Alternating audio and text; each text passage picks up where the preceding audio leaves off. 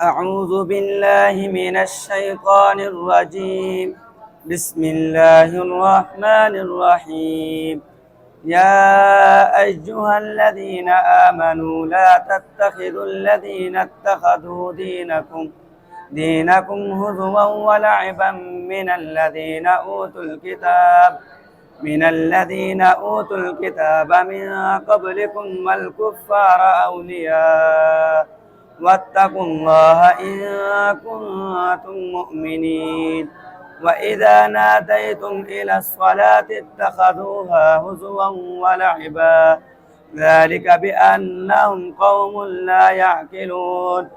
قل يا أهل الكتاب هل تنقمون منا إلا أن آمنا بالله وما أنزل إلينا وما